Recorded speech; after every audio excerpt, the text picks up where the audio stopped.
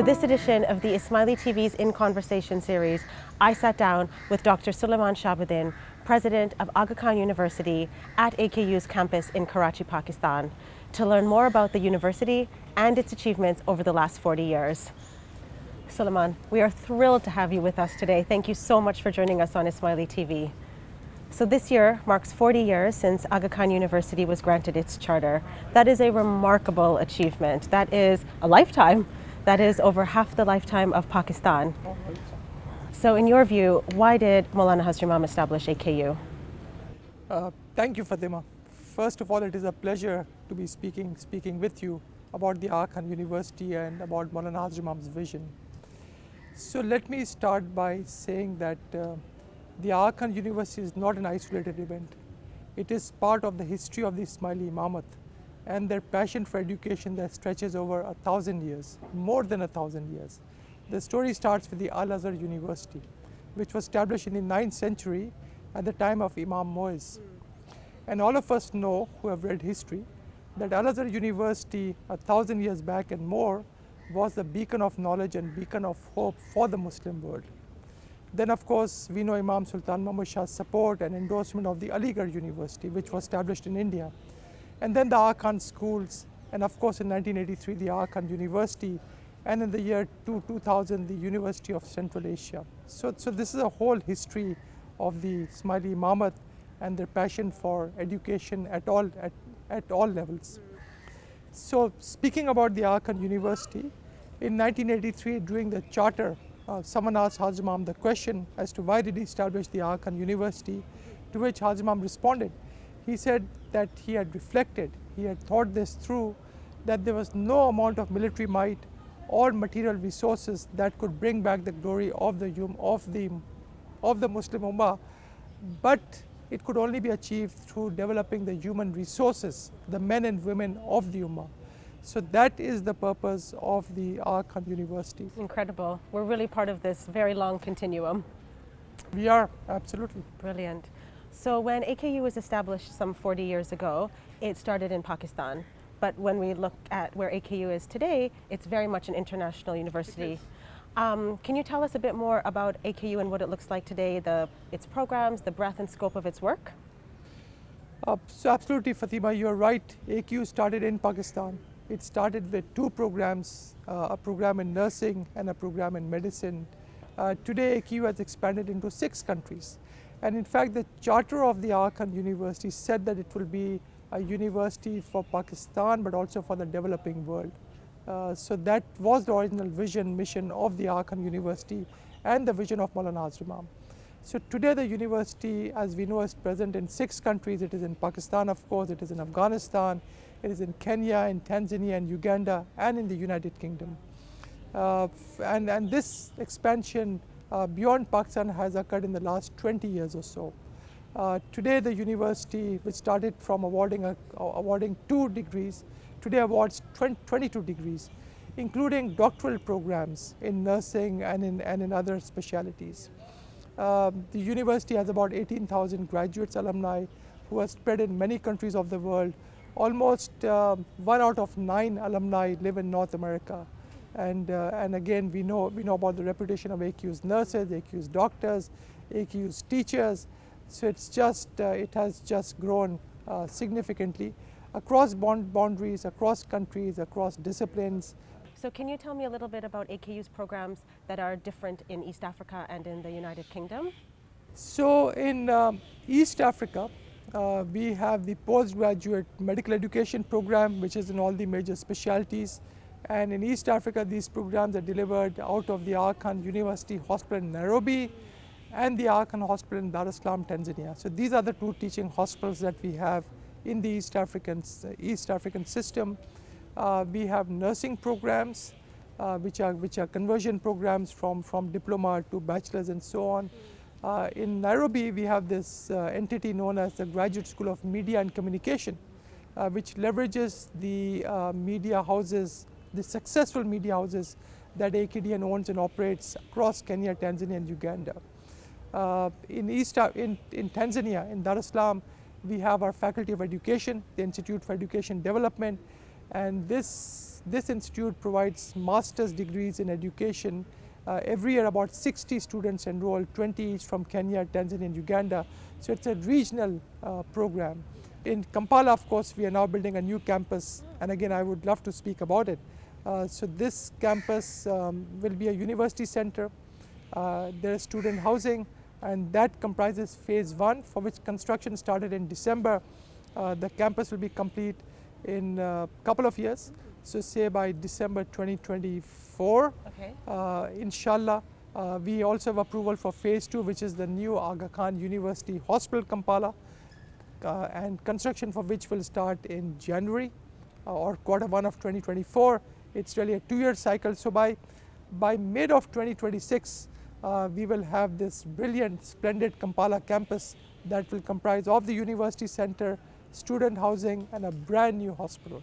And we are very, very excited about our Kampala development. Yeah. And what about in the United Kingdom? So in the United Kingdom, we have this fantastic faculty. It is known as the Institute for the Study of Muslim Civilization. It provides, it's really a research-based institution, although it does provide academic degrees as well at the master's level. It has this fantastic dual degree program with Columbia University in New York, where students spend a year at Columbia and a year at ISMC, and both universities award degrees. But really the strength of ISMC is in its research that it does. They're touching on topics such as religion and popular culture. Oh, interesting. Such as religion and football. So really some interesting themes that are so relevant to the youth of today and really to a much wider population than the traditional research in Muslim cultures and civilizations. Wow, so AKU is so much more diverse than it is. Many of us even know. It is. So let's talk a little bit about you. You are AKU's 3rd president. You have been with AKU for the last 18 months, but your journey with AKU actually started many, many years ago. So tell us about your journey. What was it like when you were first with AKU? What's it like now coming back to AKU? How has it been for you? Fatima, it's been a phenomenal journey. And you know, it's interesting that you asked that question, because I feel that every step of that journey was bringing me back to AKU. So you know, as you said it, I mean, I started my career with AKU in 1986. I joined as a trainee purchase officer. In fact, I wanted to be a banker, and you know, AKU had just opened in 1985. And at that point in time, you know, my parents really pushed me to go and look at AKU. This was a beautiful campus, it had just opened. So again, you know, I mean, my specialization was in finance, and AKU at that point had no opening in finance. There had no vacancies. So there was an opening in purchasing, and that was an offer, and I accepted that. And I tell you, I mean, that was probably one of the best decisions I ever made, coming to AKU and starting my career in this very important central service. So then from 86 to 89, I did all kinds of purchasing. In 89, Hazrat Imam directed the then president of AKU, Shams Qasim Lakha, to establish a group purchasing program for the Aga Khan Development Network health institutions. This was in 1989, and I just happened to be at the right place at the right time, and Shams asked me to be the coordinator, really? The first coordinator of that program, and this was an international program. Incredible. So that is the program that took me to East Africa. And that's the first time I went to Kenya and Tanzania was in 1989. I absolutely fell in love with that continent and with those countries. So again, I did that for a number of years. And that also started my learning about the African culture. I built familiarity with that environment. And in 1998, President Lakha again asked me to lead the establishment of the School of Nursing, AKU School of Nursing campuses in Kampala, Dar es Salaam and Nairobi. So that's what I did. In 2001, I was asked to relocate to Nairobi and you know, to be part of the health services and to lead the hospital over there and to transform that hospital into a teaching hospital. Okay. So I did that for about 4 or 5 years, you know, and working with colleagues at AKU in Karachi and elsewhere, we established the first postgraduate residency programs at the Aga Khan University Hospital in Nairobi. So I did that for about 4 or 5 years. Then I was sent on a mission to Mombasa for 1 year. It was a 1-year restructuring assignment at the Aga Khan Hospital. And then after that I was asked to move to Dar es Salaam, Tanzania. And I ended up staying in Dar es Salaam, Tanzania for 15 years, for the next 15 years. And you know, in 2011, Hazrat Imam approved the phase 2 expansion of the Aga Khan Hospital, Dar es Salaam, which was almost a $75–80 million expansion. So then I was very honored, very privileged to have been asked to lead that expansion and that development. So by the time we finished that, it was 2019, and then came COVID. And as I started enjoying my life and started picking up golf and going on the beach, I was asked to report to Karachi and assume this very honorable. I mean, I'm so honored, this position of being the president of the Aga Khan University. So that's my journey that started from Karachi, took me to East Africa, brought me back to Karachi again. And by the way, Fatima, yeah, I was also the project director for the Institute for the Study of Muslim Civilizations. Really? Yes, I was. But I just did that for about 3 months before I was asked to move to East Africa. So I did come to London to look at properties and look at sites and did some initial concept notes and so on. So you've really been part of AKU almost for its entire history. I have been. So I remember you once said that your dream would be to be the CEO of the Aga Khan University Hospital, and instead you've become the president of this magnificent university. What is that like? What's the role like? But just first talking about the CEO of AKUH, I mean, AKUH, Aga Khan University Hospital, Karachi, is the flagship of the AKDN health system. Yeah. Every CEO aspires to lead this institution, and that was my aspiration as well, that I really wanted to lead AKUH Karachi. But clearly I was busy in East Africa and I was doing things there, so that opportunity never came by. But being the president of the university, I mean, I never expected that. It was a complete shocker, it was a complete surprise. But again, Hazrat Imam is very gracious, he's very generous, and I cannot even, I mean, even today there are days when I wake up at 3 in the morning and I ask myself what happened and how did this all happen? But it's such an honor, it's such a pride, it's such a privilege to be the president of the university. It's awesome. Maulana Hazrat Imam had bigger ambitions for you. Hazrat Imam knows it all. Yes, he does. So since you've been president, you must have met a number of different types of people, from students to patients to alumni, staff members, faculty, and you've probably seen a lot of opportunities where you can see the promise of AKU, the potential, the impact of the university. Could you share one of your most cherished memories, or where you think you've had that aha moment of wow? I think AKU's greatest impact, or its greatest impacts, are changing lives. Okay. That's significant, and I can give you a couple of examples. Changing societies, responding to crisis, being the thought leader, being a policy advocate, influencing governance. I mean, that's what AKU is all about. I mean, let me give you the example of Dr. Salim Virani. Salim is a 1998 graduate of the Aga Khan University, from very humble beginnings. Went to the US after he graduated from AKU in 1998. A cardiologist, and over the years, Salim, and again I've tracked him because Salim was also the chair of the Aga Khan Health Board USA and still is. And and again in that context also I spent much time with him and really seeking his support and seeking the support of Aga Khan Health Board USA to support our health institutions in East Africa and elsewhere. Salim is today in the top 2% of the most cited researchers in the world. He's a leading authority on cholesterol.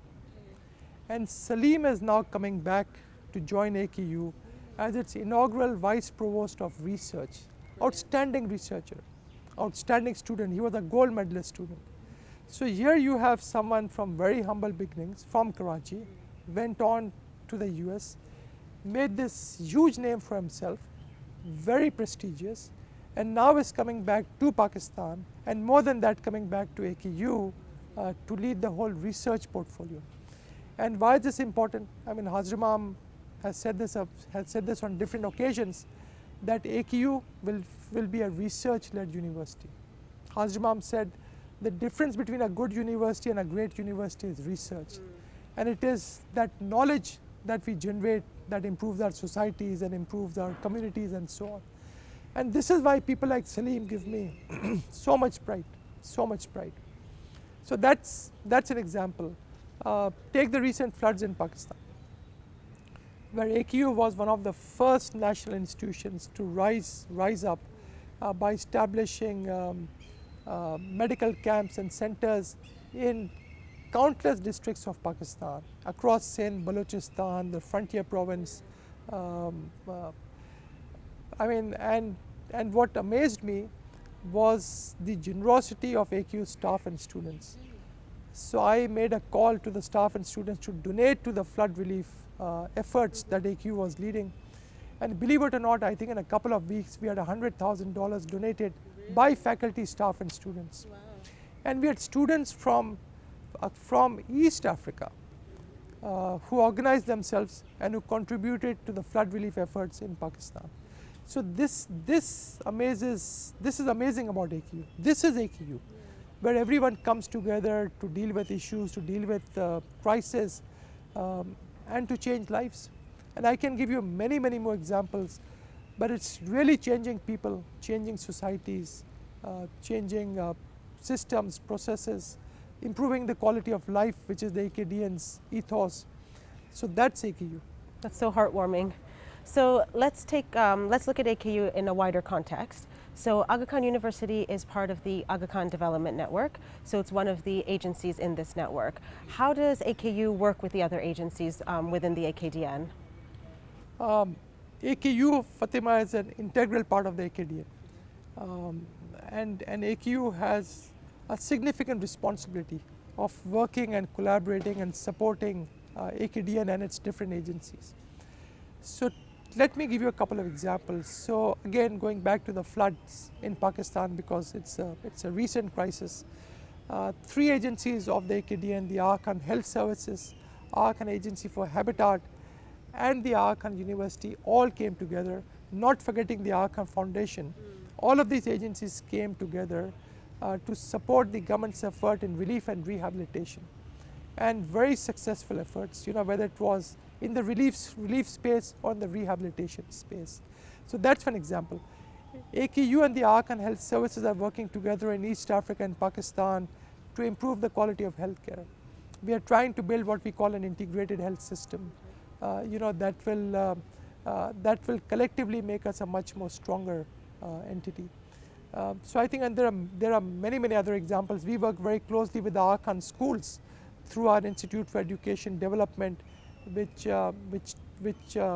trains teachers and invests in school improvement programs, and through our examination board. And by the way, AKU also has an examination board. It is the only private examination board in Pakistan which really promotes critical thinking. And again, the Aga Khan University's examination board works very closely with the Aga Khan schools. And we are seeing the results. I mean, for the last 3 years, we have seen almost 10 to 11 students from the Aga Khan schools securing admission at the AKU Medical College. And getting into AKU Medical College, Fatima, is more competitive and tougher than getting into Harvard Medical School. Really? We have 100 spots for which 8,000 students are pre-qualified. So it's a 1.26% admission rate.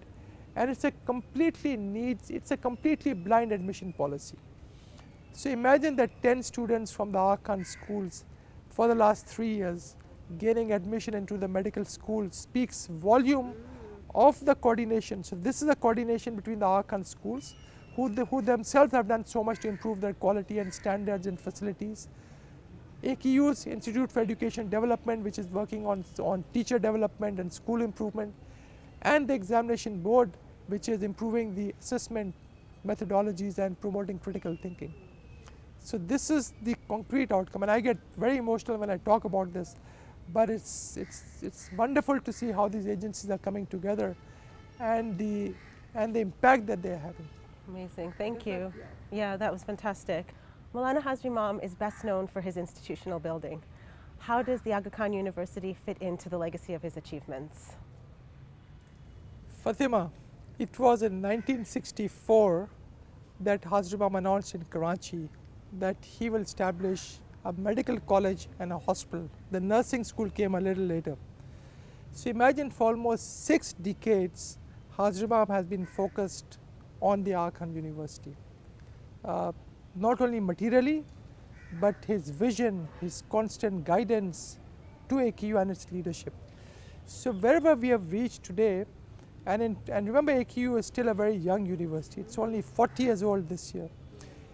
AKU is today ranked in the top 2% universities of the world. There are 26,000 universities in the world and more, and AKU is today is ranked under the top 500 universities. Wow. Its public health programs globally are ranked under 20. Show me this for another university in the developing world that is competing globally with this level of accomplishment in 4 decades. So this is Hazri Imam's vision and this is his legacy. Look at the nursing program of the Aga Khan University. AKU's nursing school was the first professional nursing program in Pakistan. Today, we have 60 nursing schools across the public and private sector. But guess what?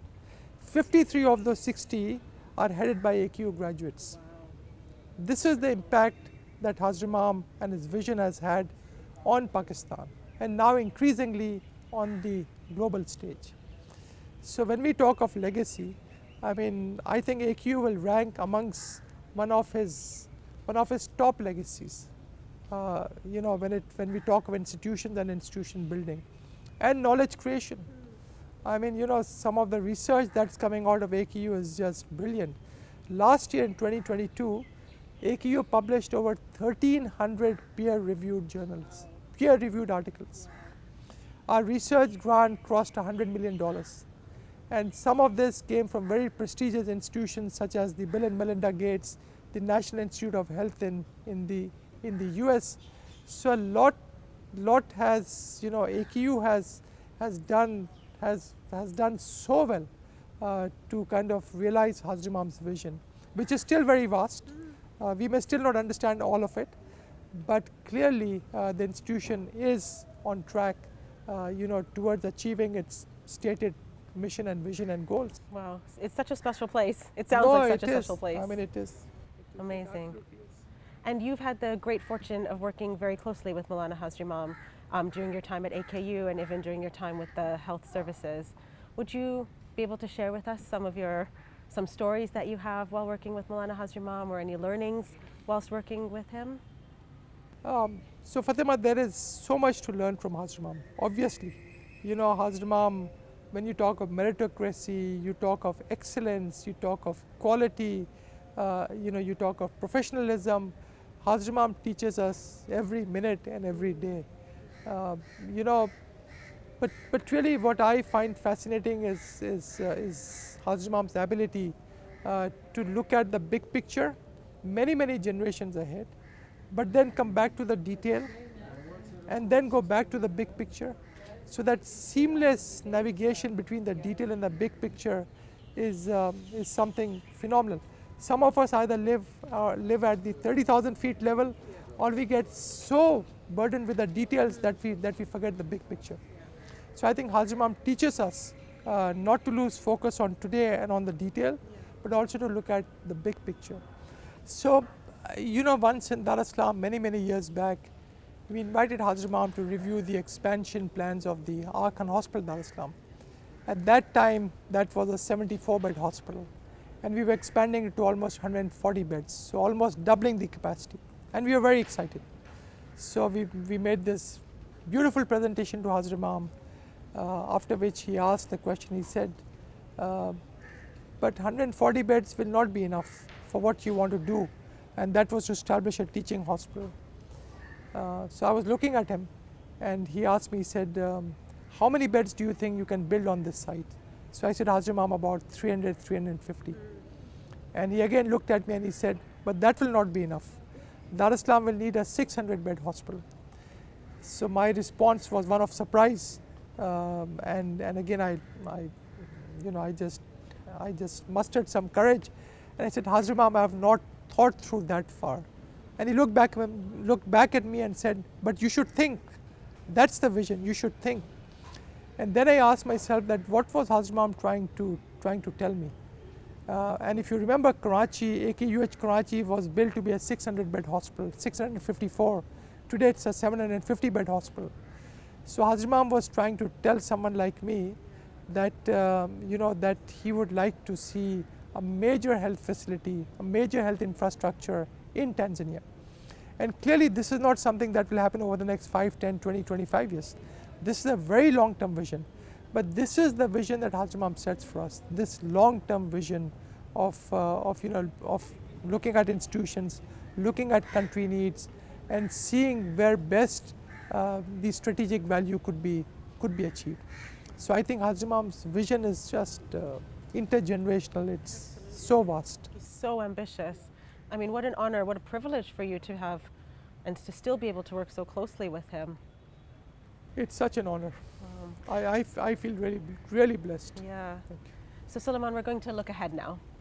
So speaking at the first ever global AKU convocation in 2021, Maulana Hazrat Imam said, today AKU is building its capacity for cutting-edge research applicable to the distinctive health risks for populations in Asia and Africa. It will seek to harness the enormous potential of advances in artificial intelligence, genomic medicine, and stem cell science to address tomorrow's challenges as well as today's. Translating this potential requires more than innovation. It requires professionals capable of complex judgments in balance with the cultures and traditions of these regions.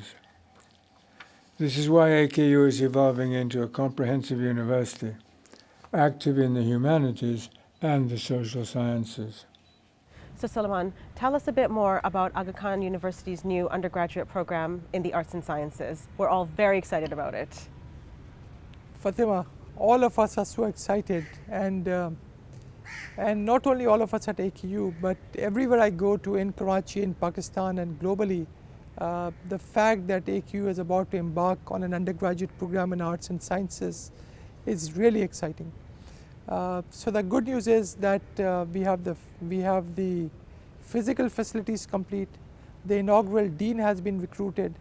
The student application process is in progress. I think it's 3rd of March when the applications close.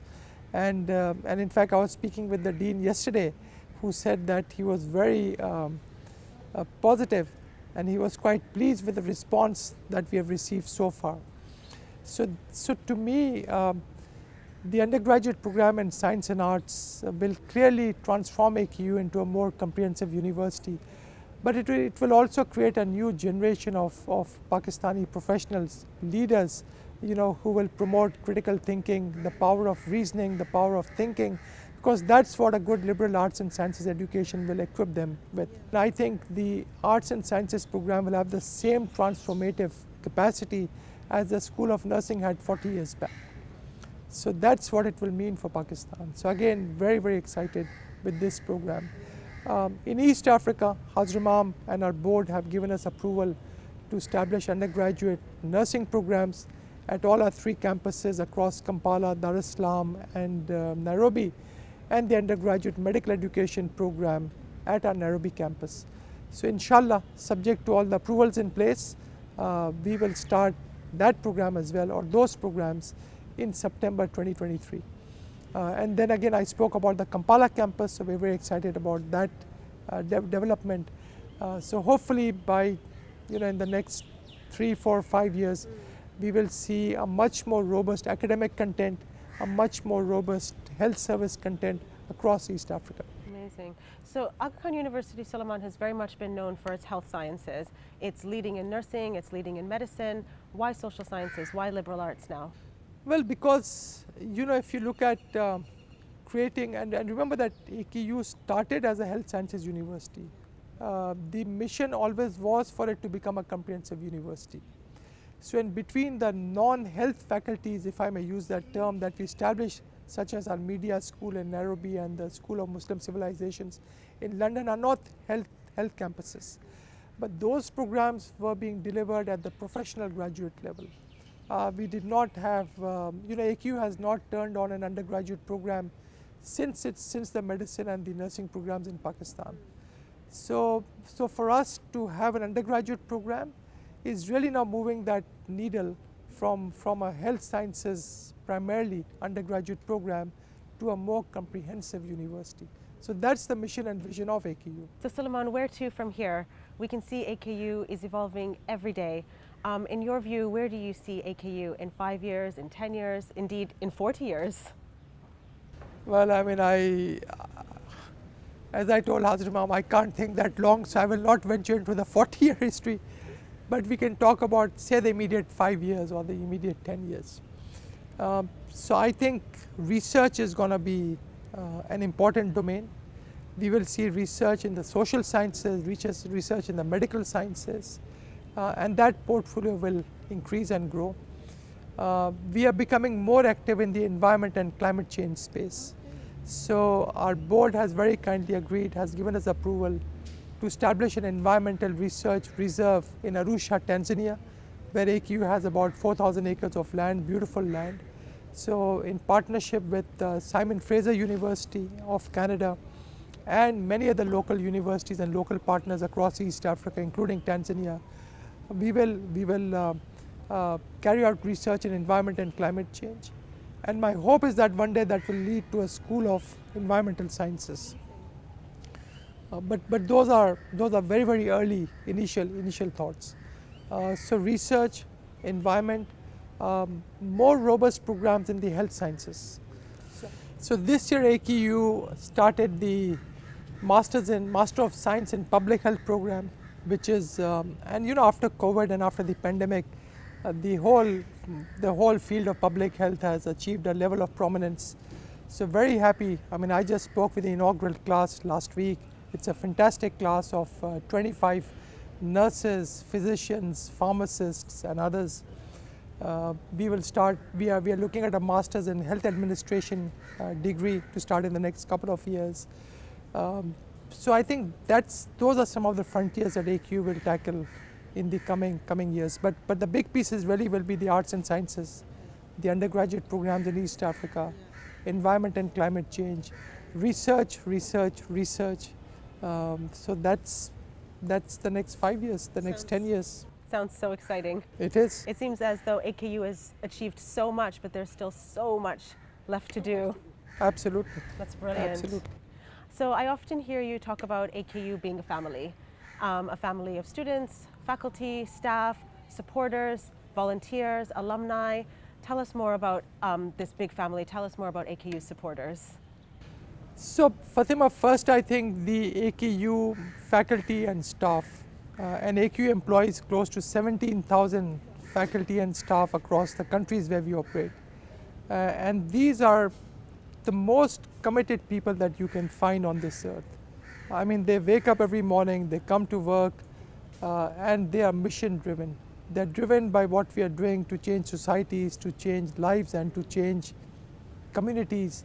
So again, I'm so grateful to this dedicated, committed group of people. Then I think our external supporters, our donors, and I say the word external supporters, but they're very much part of the AKU family. And Fatima, the numbers are staggering. These donors, and almost 85% of them have been from the Jamaat, have contributed to the tune of over $500 million, more than $500 million to AKU over its lifetime. I also want to say how grateful we are for the TKN volunteers, the Time and Knowledge Nazrana volunteers, and more than 2,000 such volunteers have passed through AKU and have supported AKU in diverse fields, whether it's clinical, whether it's administrative, whether it's internal audit, it's IT, in so many diverse fields. and you know, and so we could not have achieved what we have achieved without the support of our donors, without the support of our TKN volunteers. So that really is part of the extended AKU family, and I'm so grateful to them. And I get amazed by how generous these donors are. I get amazed as to how generous the TKN volunteers are. And I mean, last year I was traveling across North America, US and Canada, and I met so many people, so many Jamaati members who were, you know, who wanted to know how they can give more to the university. And I'm not talking financially, I'm talking more from a time and knowledge, Nazrana aspect as well. So I think it's so gratifying to be the beneficiary of that support, and AKU is very grateful. Well, Sulaiman, it's been a pleasure having you with us today on Ismaili TV. It's been thrilling for me to speak to you. Thank you so much for being with us. Thank you, Fatima. It's such a pleasure and it's such an honor. Thank you very much for having me.